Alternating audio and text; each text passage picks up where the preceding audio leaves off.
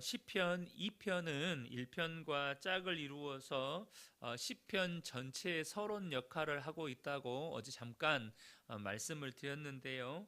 1편이 말씀을 묵상하는 개인의 복된 삶을 다루고 있다면 2편은 열방의 반역 속에서도 시온에 세우신 메시아 왕을 통해 온 세상을 다스리시는 하나님의 주권과 통치를 선포하면서 그 하나님께 피하는 자의 복을 노래합니다. 그런데 시편 2편의 열방이 이렇게 하나님을 대적하고 반역하는 모습이 우리 속에도 있다는 사실을 저와 여러분이 아셔야 합니다. 무슨 말이냐면 우리의 마음 안에서는요, 한쪽에서는 하나님의 말씀을 되새깁니다. 하나님의 말씀을 중심에다 두고 우리의 생각을 정리하고 우리 생각을 재편하고 우리의 생각을 그 주님께 이렇게 복종시키려고 해요. 그런데 마음의 다른 한쪽에서는 또 무슨 일이 일어납니까? 하나님 없는 상상을 또 머릿속에서 굴리고 있다는 것입니다. 여러분 그렇지 않나요? 내가 말씀에 순종해야지 라고 하면서도 또 한쪽에서는 내 인간의 어떤 탐욕, 내 인간적인 욕심, 이런 것들에서 시작된 어떤 마음의 소원들이 생겨나요. 아주 쉽게 이야기하면 로또 복권이라도 당첨됐으면 좋겠다. 그냥 내가 원하는 그 무언가가 내 삶 속에서 실현되고 이루어지는 것을 또 한쪽에서는 꿈꾼다고요. 1절부터 3절을 보겠습니다. 어찌하여 이방 나라들이 분노하며 민족들이 헛된 일을 꾸미는가? 세상의 군왕들이 나서며 관원들이 서로 꾀하여 여호와와 그의 기름 부음 받은 자를 대적하며 우리가 그의 맨 것을 끊고 그의 결박을 벗어버리자 하는도다. 하나님을 대적하여서 바벨탑을 쌓았던 사람들처럼 열방이 서로 꾀하여서 하나님을 대적하고 하나님의 통치를 우리의 삶에서 밀어냅니다. 그러니까 우리 마음속에서도 보면 한쪽에서는 하나님의 말씀을 생각하고 그 말씀에 순종하고 복종하고자 하는 그런 마음이 있고, 또 한쪽에서는 이렇게 하나님을 대적하고 하나님의 나라가 아니라 나의 왕국을 세우고자 하는 이 두 가지 생각들이 정반대 방향으로 이렇게 나아가려고 한다는 것이죠. 열방의 외침이 무엇입니까? 그들의 맨 것을 끊고 그의 결박을 벗어버리자, 이렇게 외친다는 거죠. 이것을 한마디로 축약하면 자유입니다. 자유를 이렇게 외친다는 거예요. 그의 맨 것을 끊고 그의 결박을 끊어버리자. 하나님의 왕되심을 부정하고 하나님의 통치를 벗어나면 그들은 생각하는 거예요. 우리에게 진정한 자유가 주어질 것이다. 그들은 그렇게 생각하고 그렇게 믿어요. 그런데 여러분, 하나님의 통치를 끊어버린 자유, 하나님의 말씀에서 벗어난 자유는 기준을 잃어버린 혼란과 방황일 뿐이라는 사실을 저와 여러분이 꼭 기억하셔야 합니다. 여러분, 우리가요 그런 생각해요. 정말 말씀이 때로는 버겁고 말씀대로 순종하는 것은 참 숨이 막히고 말씀대로 산다는 것이 너무 부담스럽고, 우리 이런 생각을 하잖아요. 여러분 그런 생각 해본 적 없으십니까? 그런데 그래서 이 말씀이 없으면, 이 말씀이 아니라 그냥 내가 원하는 대로 하고 살면 나에게 진짜 자유가 주어질 것만 같아요. 쉽게 이야기해서 주일에 교회 나와서 예배 안 드리고 그냥 내가 가고 싶은 산으로 들로 바다로 나아가서 좀 놀고 싶고 그냥 적당히 돈도 쓰면서 먹고 싶은 거 먹고 구경하고 싶은 거 구경하고 그렇게 살면 참된 자유가 있을 것 같다는 생각을 우리가 합니다. 근데 여러분 정말 그럴까요? 창세기 4장 16절에 가인이 아벨을 죽이고 난 다음에 하나님을 떠납니다. 하나님의 통치를 벗어났어요. 이제 자기 마음대로 하고 살 수 있을 것 같아요. 그러면 그에게 정말로 자유가 주어졌습니까?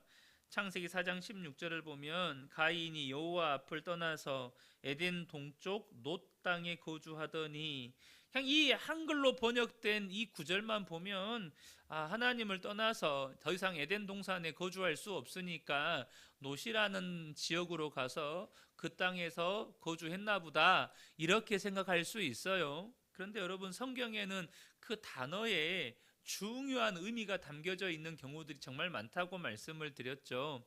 말 그대로 한자가요. 여러분, 한자를 보면 그 한자 단어가 가지고 있는 다양한 의미들이 있잖아요.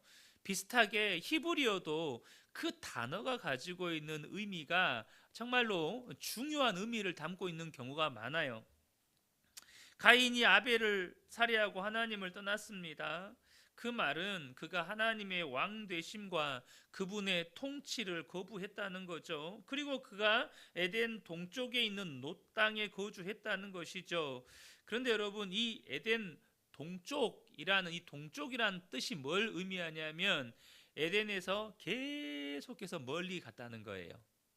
다시 말하면 하나님으로부터 계속 멀어졌다는 거예요. 그리고 나서 뭐예요? 놋 땅에 거주합니다. 이 놋이라는 단어가 제가 예전에 창세기 강의할 때도 말씀을 드렸지만 방랑, 방황이라는 뜻입니다. 하나님으로부터 멀리 떠나니까 이 가인이 어떻게 살아요?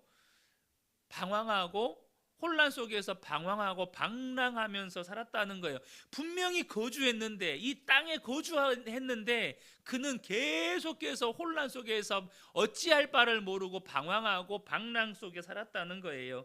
하나님을 떠난 그는 자유를 누릴 거라고 생각을 했지만 정작 그는 기준을 잃고 혼란 속에서 방황을 합니다.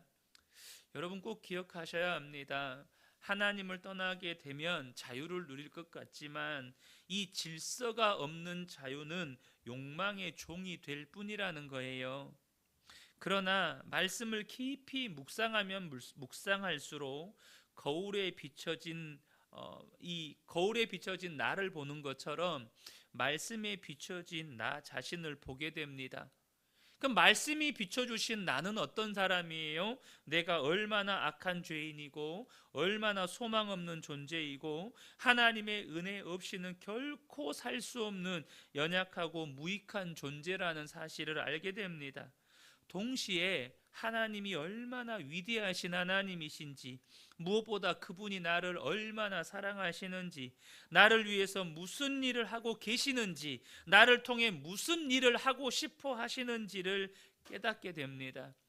나의 한계는 또렷해지고 하나님의 크기는 걷잡을 수 없이 커집니다. 이 두 가지 인식이 만나게 될 때 우리는 하나님 앞에서 겸손하게 되고 하나님을 향한 경외함을 가지게 되고 세상을 향해서는 담대함을 가지게 되는 것입니다. 나의 한없는 이 무능함, 나의 한없는 소망 없음, 나의 그 보잘것없음, 그러나 정말 한없는 하나님의 위대하심, 나를 사랑하심, 그분의 역사하심, 이 두 가지가 만나게 되잖아요. 그러면 우리는 하나님 앞에 겸손해져요. 하나님 앞에 경외함을 가지게 돼요.